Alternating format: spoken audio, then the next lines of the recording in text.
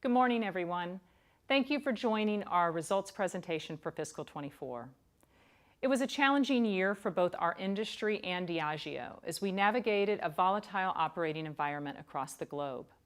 It was a year of compounding impacts with inflation and a cautious consumer environment persisting following the extraordinary growth through COVID-19 and the related waves of value chain disruption. I believe these challenges are temporary and the consumer environment will recover over time. At Diageo, we are focused on what we can control. We've navigated volatility before and we will do it again. And we manage this business with a long-term view. We will continue to invest in our fantastic portfolio of brands and diversified footprint to maintain our position as an industry leader in total beverage alcohol, which continues to be an attractive sector with a long runway for growth. We're focused on driving operational excellence with our amazing brands to ensure Diageo is resilient and well-positioned to grow when the consumer environment recovers. Today, I will share the details of our fiscal 24 performance and the deliberate actions we are taking to improve our near-term execution. There are 5 actions I want to highlight. First, we have met our commitment announced at our interim results to improve the inventory position in LAC by the end of this fiscal. In addition, we have validated the robustness of our systems across all markets and are confident that inventories are at appropriate levels for the current consumer environment in our other 4 regions. Second, we are strengthening our consumer insights. By the end of this calendar year, we will have completed the rollout of our proprietary consumer choice framework across markets covering a significant portion of our net sales, deepening our understanding of consumer motivations and occasions. We are realigning our marketing organization into agile brand communities to quickly action against these insights to drive quality growth. Third, we are redeploying our resources to the best growth opportunities through our market growth framework. Fourth, we have stepped up our route to market across several key markets, including our most significant transformation in at least a decade in our U.S. Spirits organization, and I will discuss this in detail later. Finally, we delivered a record year of productivity savings from supply chain activities and marketing, with more to come as we increasingly benefit from savings from our supply agility program. We've taken these actions while continuing to invest in the business for the long term. So following my prepared remarks, Lavanya will discuss our financial results in more detail. I will then discuss our outlook for fiscal 25 and address the medium term, and will close by reminding you of our strategic priorities that I believe will drive sustainable quality growth. After 3 years of extraordinary top-line growth, growing at a 14.5% CAGR from fiscal 21 to fiscal 23, group organic net sales declined 0.6% in fiscal 24. The main driver was materially weaker performance in LAC, our Latin America and Caribbean region, which makes up 8% of Diageo's organic net sales.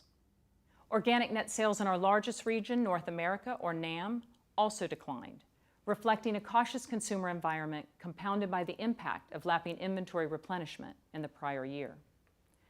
Group organic volume declined by 3.5%, driven by LAC destocking, Africa beer, and NAM. Because many of these impacts were supply chain related, these volume results do not reflect the underlying consumer dynamics nor the runway that we see for future growth. Lavanya will discuss this further. And despite the volatile operating environment across our regions throughout the year, we focused on operational excellence and delivered $700 million in productivity savings, a record year of savings that drove gross margin improvement in the second half. Additionally, I am pleased that we delivered $2.6 billion in free cash flow, driven by strong working capital management while we continue to invest in future growth. We increased our recommended full-year dividend by 5%, which reflects our continued confidence in the long-term potential of our business and our commitment to a progressive dividend policy. Moving on to market share, which is a critical metric in the current operating environment. You may recall that in the first half of fiscal 24, we held or grew share in 30% of our net sales in measured markets. We drove a material improvement in market share in the second half, which demonstrates the underlying consumer strength of our brands. Much of this improvement in the second half of fiscal 24 was driven by our U.S. TBA share performance. More on this shortly. In fiscal 24, we held or grew share in over 75% of net sales value in measured markets. I'm also pleased we're holding or gaining share in almost all of our measured billion-dollar brands globally. My goal is to continue to drive towards our 2030 6% TBA value share ambition. Moving on to regional performance. I'll start with brief highlights of the 3 of our 5 regions that grew organic net sales in fiscal 24, Europe, APAC, and Africa, before I cover LAC and NAM in more detail. Europe delivered resilient performance growth and its share gains in a challenging environment. Strong growth in Guinness was a key driver, which I will discuss in more detail later. In APAC, growth was driven by Chinese white spirits and strong performance in India with continued premiumization. Tequila also continues to gain momentum. In Africa, beer was the key driver of performance. Despite a tough macroeconomic backdrop, we benefited from price increases and delivered double-digit growth on Guinness and Malta Guinness. I often talk about the strength of our diverse geographical footprint. These regional highlights demonstrate the advantage of a business with a broad footprint, and it provides resilience, particularly in uncertain times. In LAC, since I last updated you in January, we have worked with our wholesaler and customer partners to manage inventories and ended fiscal 24 with levels more appropriate for the current consumer environment. We've also implemented the 5 key action areas we identified to expand inventory visibility in LAC. Our full-year organic net sales in LAC declined 21.1% year over year in fiscal 24. In Brazil, our largest market in the region, the category improved in the second half of the year compared to the first half, and we gained market share. Inventory levels have dramatically reduced to more appropriate levels in Mexico, our second largest LAC market. However, this market continues to face persistent challenges with highly competitive environment and consumer downtrading in tequila and scotch. Consequently, we've initiated a comprehensive review of this market to return to share growth, and I will update you in due course. Going forward, we know the importance of staying vigilant, and we continue to work diligently to keep improving our visibility into the distribution channels across LAC with the aim to deliver better insights earlier. And I believe we have the necessary processes, data, leadership, incentives, and sell-out culture across the region to more closely align future performance with consumer demand. Moving on to NAM. As mentioned earlier, in fiscal 24, we held U.S. share of TBA with improving consumption momentum and share gains in the second half of the fiscal year. However, this did not translate into shipment momentum. In the last year, we've discussed the challenging environment in the U.S. as we navigated through the post-COVID-19 normalization and we lapped supply chain restocking. At the end of fiscal 24, we will have largely completed that lap. However, consumers remain cautious with wallets under pressure, and with higher interest rates, retailers remain cautious as well. Over the past 12 months, industry trends have been quite variable month to month and quarter to quarter. So I want to spend some time unpacking that for you. So let's start with consumer data and track channels using Nielsen NABCA, which represents approximately 40% of purchases in the U.S. And you can see on the industry chart on the far left. As inflation has persisted throughout the year and consumers faced 30-year high food basket prices, you can see how that has impacted the industry, which continued to deteriorate in the second half of fiscal 24. On the left-hand chart, the pink Diageo bars show how we picked up momentum in the last 6 months, despite this cautious consumer environment leading to our share improvements. The chart on the right breaks down Diageo's full-year performance across the 3-tier system, and you can note several dynamics here. First, while Diageo's consumer consumption growth in Nielsen NABCA data was soft, our depletions and shipments were lower. Second, depletions have also lagged Nielsen NABCA consumer purchases, particularly in the second half of the fiscal year. This was largely driven by retailer stock reductions, which we saw most prominently in West Coast retail chains. This retailer inventory adjustment is likely driven by persistently higher interest rates and retailers not wanting to anticipate recovery in this cautious consumer environment. At the end of fiscal 24, the difference in shipments and depletions has narrowed compared to fiscal 23. The difference in fiscal 24 was driven primarily by the impact of lapping tequila restocking. and we expect these value chain dynamics to be temporary. And while we foresee this environment persisting into fiscal 25, to the extent that interest rates decline and the consumer environment recovers, we would expect shipments to more closely align to consumption. Importantly, as we manage this business for the long term, the underlying consumer trends remain the most critical movement to watch. Going forward, our focus in NAM remains on controlling what we can control, operational excellence against our priorities, and gaining quality, sustainable market share. In the second half of the fiscal, we picked up momentum with the consumer. In fact, we finished the year winning or maintaining U.S. TBA market share in brands covering 90% of our U.S. net sales. A few of our consumer highlights. In whiskey, our Crown Royal share performance improved significantly in the second half of fiscal 24, finishing the year holding share not only of TBA, but also of U.S. spirits, driven by the launch of Crown Royal Blackberry. Early reads show 1 in 5 of those purchasing Blackberry are new to whiskey, consistent with our track record of sustainable expansion and recruitment into the Crown Royal trademark. In tequila, our portfolio again gained U.S. spirit share, driven by Don Julio, which increased momentum in the second half, growing 15 times faster than the total U.S. spirits industry. The growth was led by Don Julio Reposado. We expanded our participation in the convenience occasion this year through strong innovation with our cocktail collection, outperforming the category, gaining 32 basis points. And finally, notably, Guinness outperformed the industry and was the fastest growing imported beer in the U.S. on-trade in the last 12 months, bolstered by the newly launched Lovely Day campaign with longtime brand fan Jason Momoa. But look, while we made good progress in driving share improvement, we also know we have more to do, an opportunity left to fully leverage the power of our amazing diversified portfolio. Casamigos is one example. After 4 years of extraordinary growth with a CAGR of over 70% from fiscal 19 to fiscal 23, Casamigos organic net sales declined 22% in fiscal 24. This decline was partly caused by the impact of lapping restocking following supply shortages, as depletions were down half of that at -9%. In fiscal 25, we are fully integrating Casamigos into our dedicated, transformed distribution network. Casamigos has now reached a scale where it will benefit from the full power of Diageo's resources, and we can take our tequila portfolio category leadership to the next level.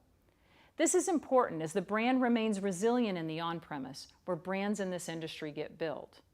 On-premise momentum continues with volume up 5%. More feet on the street will no doubt help this effort.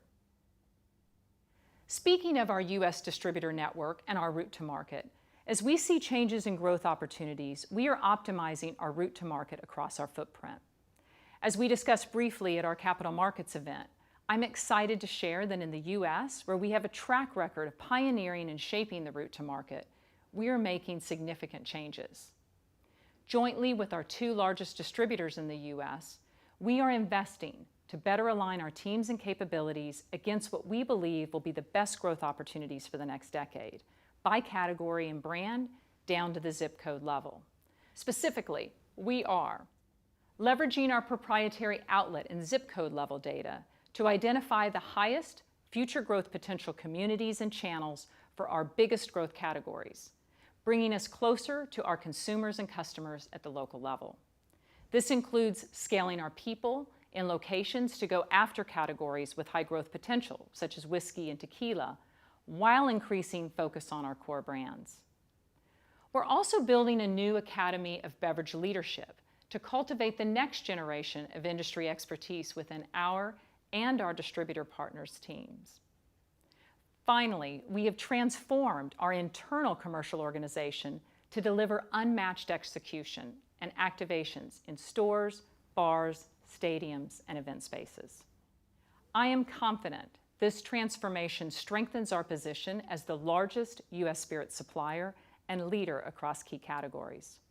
And we are extending this commercial focus to the rest of Diageo too. A few highlights. Last week, we announced that we will be bringing in-house the distribution of all our brands currently distributed by the joint venture Moet Hennessy Diageo in France. This follows our previous update in March 2024, where we outlined our phased approach to transforming our distribution model in France by creating our own in-market company. We are also expanding our organizational structure in Dubai to solidify our leadership in the premium spirits market in Middle East North Africa. We have created a new asset-light model for the Guinness route to market in Nigeria by partnering with a local distribution specialist. This model works alongside our new West Africa spirits-focused organization. Moving on to our largest categories performance, starting with the largest, Scotch. While our Scotch organic net sales performance was heavily impacted by lack inventory reductions, momentum with consumers continued in fiscal 24. We gained category share of Scotch in 9 out of 10 of our largest measured Scotch markets, including the U.S., an improvement from the 7 out of 10 in the first half of the fiscal. Within the Scotch category, we are seeing consumers being somewhat more choiceful, but still staying with an international aspirational brand. For example, in China, Johnnie Walker in the last 6 months is seeing better performance in Black Label, XR15, and 21 than in Blue Label. In India, our Scotch portfolio provides consumers a breadth of price ladder offerings as they continue to premiumize from a lower base. Johnnie Walker led our share growth, driving over half of our Scotch organic net sales. This iconic brand has a proven growth model that brings together luxury, innovation, amazing quality liquid, and a clear mantra to keep walking that is executed at scale around the world. And it's working. Johnnie Walker continues to be the #1 international spirits brand in value in the calendar year 2023 as measured by IWSR. It recently won a prestigious Grand Prix award at the Cannes Lion Festival for our campaign in Brazil. And in the on-trade, it is now the top trending, top-selling Scotch in the world's top 100 bars. Our focus for fiscal 25 is to continue to build on Johnnie Walker's success and share gains while building on our opportunity in single malts, where we are underdeveloped, led by the Singleton as our #1 priority malt brand. In tequila, the global rollout has continued at pace through fiscal 24. We drove almost 12% organic net sales growth in markets outside NAM and LAC, leading to substantial market share gains across Europe, India, Africa, and global travel. Don Julio was the #1 selling tequila at London Heathrow throughout most of the last 12 months, and it's now in nearly 60 countries. Casamigos is in 30 countries with double-digit sales growth in Europe. Increased investment to these brands to support the global rollout is amplified by our excellent marketing and brand building at scale. For example, Don Julio at the Oscars and Super Bowl, which if you haven't already seen the videos, I highly recommend. I also continue to be excited about the ongoing potential for tequila in the U.S. and across the rest of our footprint, because tequila remains the fastest growing scale spirits category, and Diageo continues to maintain its global tequila leadership by value. Guinness delivered another year of very strong performance in fiscal 24, plus 15% organic net sales growth, a testament to its continuing broad appeal. We held or grew share in our top 3 markets for Guinness, US, Great Britain, and Ireland, and the momentum that we have with Guinness continues to recruit and expand our consumer base. In Great Britain, consumption among women rose by 27% from fiscal 22 to fiscal 23. One significant way we recruited more Guinness consumers in Great Britain was tapping into consumer passion for the brand, inviting them to partner with us to co-create content and shape the brand through our community-first marketing model. You can see an example of this in the social media on the slide. Looking ahead, we are expanding Guinness further through our global football partnership with the Premier League. We have a proven model for activating at scale with Guinness in sports through our successful Six Nations rugby relationship and see a tremendous opportunity worldwide. We've also recently made significant commitments to ensure future supply. Our €100 million investment to decarbonize our historic St. James's Gate site will accelerate progress toward our net zero carbon goals and transform energy and water consumption, with the aim of making the site one of the most efficient breweries in the world by 2030.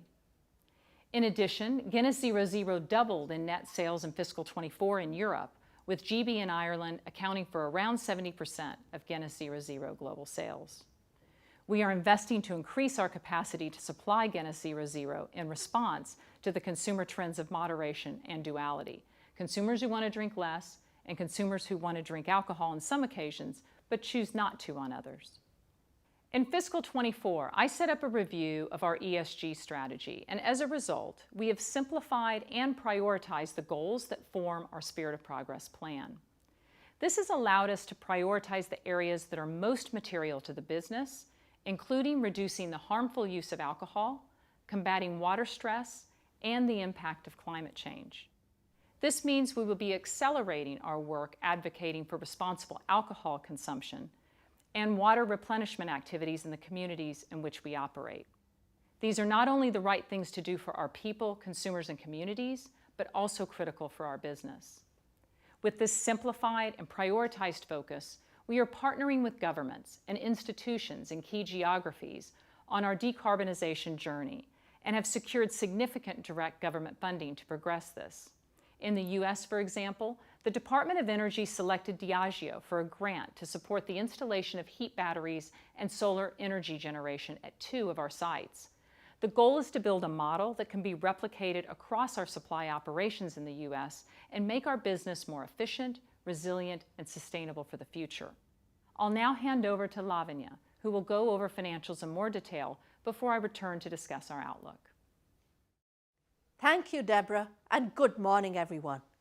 In fiscal 24, organic net sales were down 0.6%, with positive price mix performance mostly mitigating a decline in volume.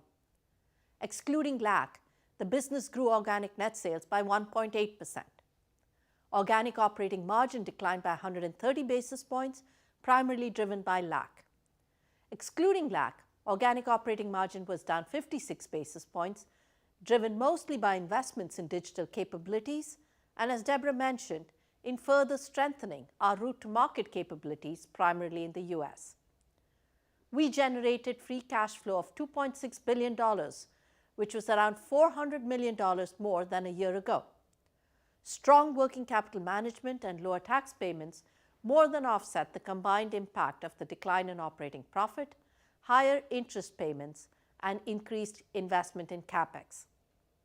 Pre-exceptional earnings per share declined mainly due to a lower operating profit and higher finance charges and exceptional items. This was partially offset by lower tax and the impact of share buybacks. We believe our growth algorithm continues to support sustainable long-term growth. Our focus continues to be on driving growth through winning quality market share. We continue to premiumize our portfolio and benefit from improved price mix and drive productivity, all of which enables us to continue to invest smartly back into the business. Price mix contributed 2.9 percentage points to top-line growth.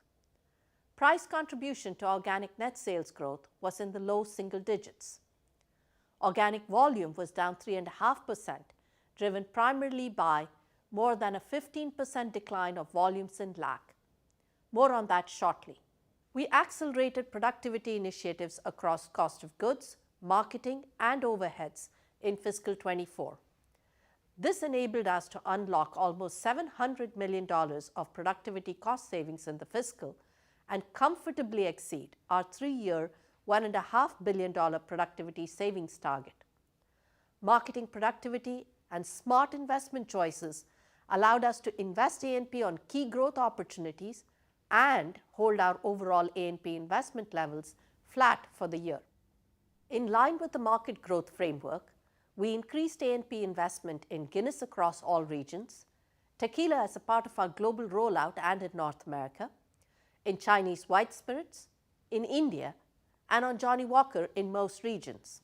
Now, to look further at volume. Our volume declined by 8.3 million equivalent units in fiscal 24. The decline was driven by specific challenges in LAC, North America, and in Africa, with otherwise stable volume in the rest of the world. Almost half of the volume decrease is related to the actions taken to normalize inventory to levels more appropriate for the consumer environment in LAC.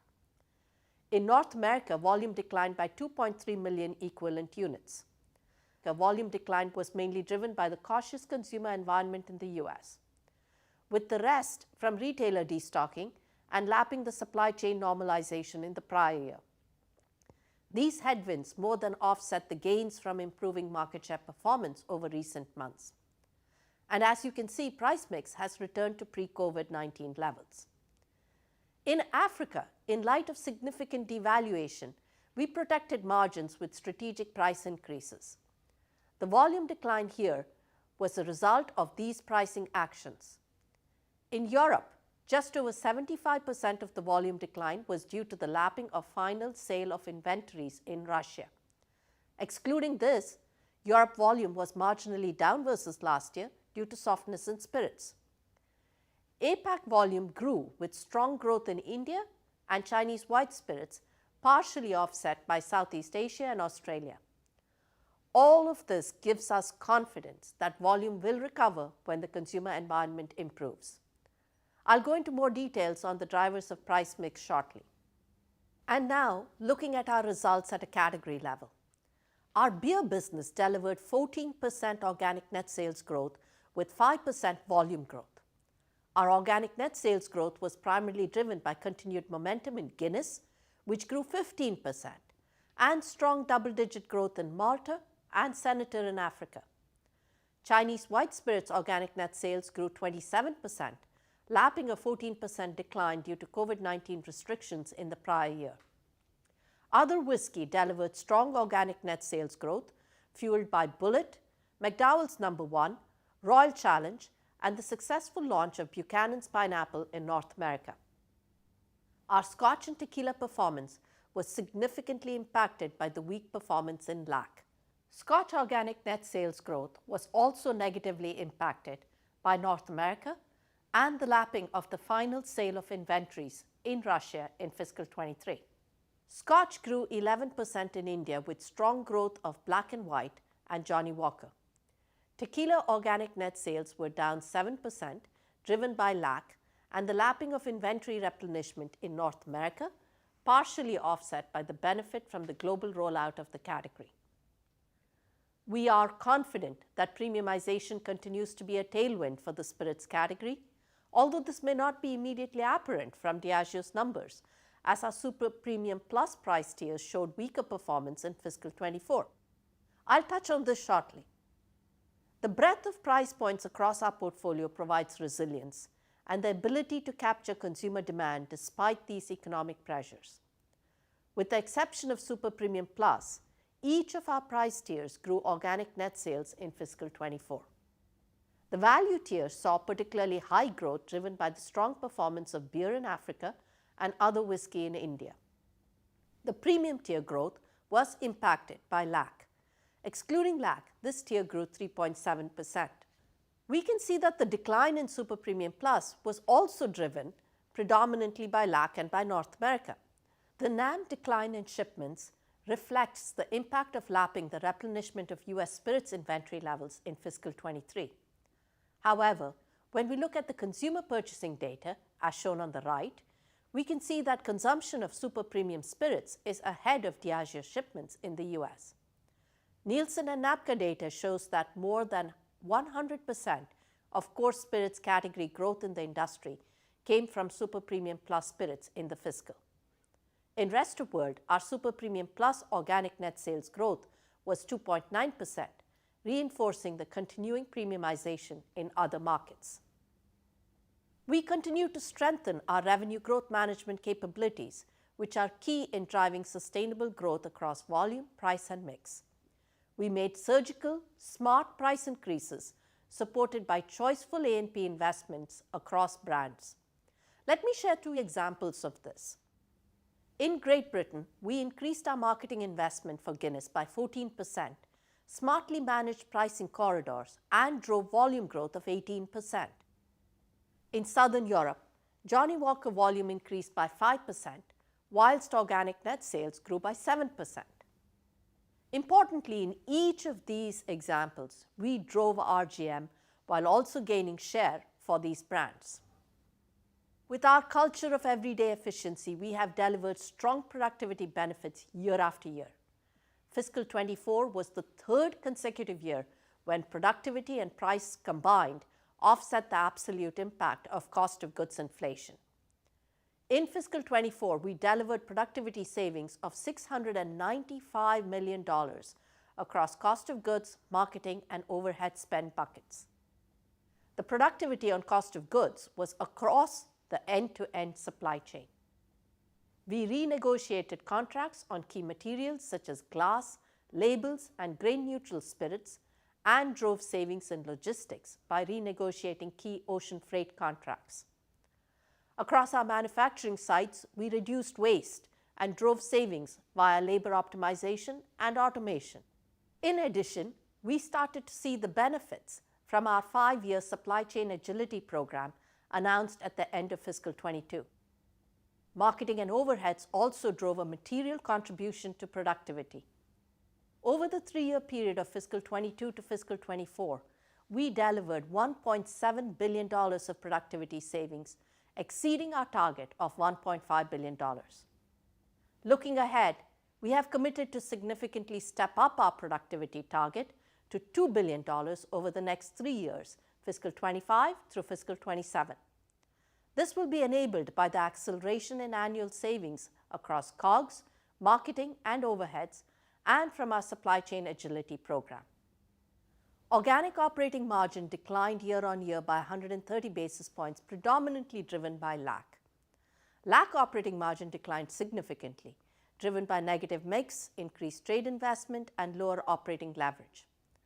Excluding LAC, operating margin was down by 56 basis points, reflecting continued investment in the business through overheads and A&P, partially offset by positive gross margin. Gross margin was up 17 basis points, with benefits from productivity and price offsetting the impact of cost of goods inflation. Cost of goods inflation moderated from the double-digit inflation we saw in fiscal 23, but persisted in the high single digits for fiscal 24. Price was a positive contributor to margins, but significantly less than in prior years. Recollect, we drove high single-digit price increases in fiscal 23. In fiscal 24, price contribution to net sales was in the low single digits. Our robust gross margin performance was mostly driven by supply productivity. As I indicated in our interim results, our A&P reinvestment rate moderated as we lapped the prior year's increase and delivered marketing spend efficiencies, especially in the US, through the second half. We use a disciplined approach to deploy A&P investment to target opportunities for long-term sustainable growth and strong ROI. Through fiscal 24, we focused investments on tequila both in the US and globally, and on Guinness, Chinese white spirits, and India. We continue to be disciplined in our approach to managing overheads. Even in a tough year, we are committed to invest for long-term sustainable growth. In fiscal 24, our investments have included investing in our strategic capabilities, including digital, and strengthening our route to market, primarily in the US. Basic earnings per share before exceptional items declined 8.6% from 196.5 cents to 179.6 cents, primarily driven by weaker operating profit performance compared to fiscal 23, partially offset by a lower tax charge. Higher interest charges also negatively impacted EPS. Current higher interest rates impact our overall effective interest rate in 2 ways. First, they directly impact our floating debt portfolio. Second, interest rates on new debt issuances are higher relative to the maturing debt they replace, which was issued at lower historical rates. Free cash flow increased despite lower operating profits and higher interest payments. This growth was primarily driven by our strong working capital management, almost entirely driven by inventory reductions. In recent years, we increased inventory by over 20% to navigate COVID-19 related supply disruptions. Through fiscal 24, we actively reduced this back to fiscal 19 levels. The improvement was enabled by recently implemented data analytics solutions and improved stock management processes. We also benefited from lapping one-off tax payments made in fiscal 23. And remember, we continue to invest in maturing stock and CapEx to support future business growth. CapEx spend increased in line with our long-term reinvestment strategy and in line with guidance for the year. Moving on to foreign exchange. The impacts of foreign exchange movements were slightly negative on operating profit and significantly more adverse on net sales. Translation exchange negatively impacted both net sales and operating profit. The exchange loss was driven by emerging market currencies, mainly the Nigerian naira, the Turkish lira, and the Kenyan shilling, partially offset by gains on the British pound and the euro. The transaction benefit was mostly due to favorable hedged rates on the British pound and the Mexican peso, mostly offset by the Nigerian naira. We hedge our transactional foreign exchange on a rolling basis for our major currency exposures. This strategy results in foreign exchange rates that reflect the average of our hedging positions built over time. In our interim results, we shared a view on the potential full-year foreign exchange impact for fiscal 24 based on hedged rates and other exposures, assuming the spot rates on 31st December 2023. Exchange rate changes of the Nigerian naira, the Turkish lira, and the Ghanaian cedi drove the difference from our expectations in our interim results to the fiscal year close. We completed the fiscal year with our leverage ratio at 3 times, in line with our target range of 2.5 to 3 times, reflecting higher debt, lower year-on-year profit, and strong working capital management. Our net finance charges increased by $173 million year-on-year, reflecting the higher interest rate environment. Our effective interest rate at 4.3% is in line with the guidance we shared in January. Looking ahead to fiscal 25, I expect our effective interest rate to be broadly flat year-on-year, given current market conditions. We remain committed to our target leverage range, and I am conscious that we have reported our leverage ratio at the top of the range. We will make the right decisions to support the long-term growth of the business, aligned to our long-standing track record of maintaining our disciplined approach to capital allocation and our target leverage range.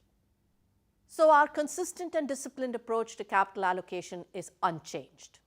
I just talked about how we manage our balance sheet guided by our leverage ratio policy, and we will always make decisions to support the long-term growth of the business. Our first priority is to invest in sustainable organic growth through CapEx, marketing spend, overhead supporting strategic initiatives, and investment in maturing stock. Next, we have a progressive dividend policy, and we have increased our dividend for 25 years. Today, we announced a recommended final dividend of 62.98 cents per share. This is a 5% increase on our final dividend in fiscal 23, recast to US dollars. Our dividend cover at 1.7 times is slightly below the lower end of our target range of 1.8 to 2.2 times, but our dividend payment reflects the confidence we have in our business. Finally, when we have excess cash, and the main metric that guides us here is the leverage ratio, we will return it to shareholders, as you have seen us do consistently over the past years. Our disciplined and strategic portfolio management will continue to be an integral part of our capital allocation strategy. In the past 2 years, we have acquired fast-growing brands such as Don Papa Rum, Balcones Distilling, and Mr. Black, and acquired the full ownership interest in De Leon and the repatriation of Gordon's license in South Africa. Importantly, we have been disciplined and moved at pace to dispose of brands that did not fit within our portfolio, and we have restructured our presence in Cameroon and announced a similar transaction in Nigeria to move to a flexible asset-light beer operating model. We expect this will improve the profitability of our business while accelerating the growth of Guinness in these markets. Additionally, we have recently announced the disposal of Pampero and Safari, which we expect to complete early in fiscal 25. We believe this disciplined portfolio management will help us to accelerate growth and increased focus to drive operational excellence. Before I hand back over to Deborah, I would like to thank all my colleagues for making Diageo the best place to work and celebrate life every day. I have every confidence that Deborah and the team will achieve our ambition of Diageo being the most respected and best performing consumer products company in the world. Thank you, Lavanya, for your kind words. Before I conclude, I will discuss our outlook. The consumer environment continues to be challenging, with conditions we saw towards the end of fiscal 24 persisting into fiscal 25. Consumers remain cautious, and interest rates are high. Therefore, retailers are likely to remain cautious too. We expect the negative pressure on organic operating margin that we saw in the second half of fiscal 24 to persist into fiscal 25.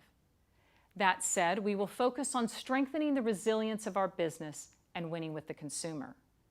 We are focused on driving productivity and mitigating cost inflation while investing smartly in strategic initiatives that drive long-term sustainable growth. And we are confident that when the consumer environment improves, the actions we are taking will return us to growth. As for medium-term expectations, recall that after 3 years of extraordinary top-line growth with 14.5% CAGR from fiscal 21 to fiscal 23, Diageo and our industry are experiencing a period of normalization following the COVID-19 supercycle. And we also continue to feel the impact of macroeconomic challenges, geopolitical uncertainty, and a cautious consumer environment that consumer-facing companies are navigating. But we remain confident in the long-term fundamentals of TBA and our position within it. We believe demographic trends, rising incomes in the developing world, spirits gaining share from beer and wine, and long-term premiumization will drive attractive underlying growth in our industry. Diageo has an advantaged portfolio across categories, price points, and regions, and we continue to be confident in our ability to grow ahead of TBA and gain quality market share, enabled by superior operating excellence and disciplined investment. We are confident that when the consumer environment improves, the actions we are taking will return us to growth. And we are focused on getting back into our medium-term guidance range for organic net sales growth. And we expect organic operating profit growth broadly in line with organic net sales growth as we continue to invest in the business. Longer term, we expect to deliver organic operating profit growth ahead of organic net sales growth. Finally, I will end by summarizing our growth ambition that we previewed at our Capital Markets event in November. Our growth ambition is to build towards the next decade of sustainable growth by achieving quality TBA share of 6% by 2030. Our strategy to unleash the power of our brands and portfolio includes sustaining the momentum in our global brands of Guinness, Johnnie Walker, and Don Julio, while driving regional growth opportunities like Crown Royal and NAM, and accelerating malts in APAC. Leading and shaping key consumer trends, including tapping into the convenience, moderation, and with food occasions, with a pipeline of innovation launches planned across multiple markets to recruit new consumers into new occasions at scale. And finally, continuing to focus on operational excellence. In addition to the route to market improvements I discussed earlier, we are evolving our approach to A&P efficiency to maximize consumer-facing dollars while driving accelerated productivity and allocating resources with discipline. I remain excited about our opportunities for fiscal 25 and beyond because I believe at Diageo we have the best portfolio in our industry, the most diverse geographic footprint, and the insights and tools we need, and the very best team set up to outperform over the next decade. I would like to take this opportunity to thank my 30,000 Diageo colleagues for their hard work and dedication. Thank you. I also want to say a few words as this will be Lavanya's last results presentation. I am grateful to Lavanya for her leadership over the last 6 years and her contribution as Diageo successfully expanded our business through a global pandemic and delivered major productivity savings. I want to thank her for being a trusted colleague and partner to me, both when we worked together in North America and more recently as I took on the role of CEO. Lavanya has seen us through fiscal year in 24 while ensuring a seamless transition to our incoming CFO, Nick Giangiani, on the 1st of September. On behalf of all Diageo colleagues, I wish her much future success as she returns to the U.S. I also want to take this opportunity to welcome Nick into the Diageo family. Thank you.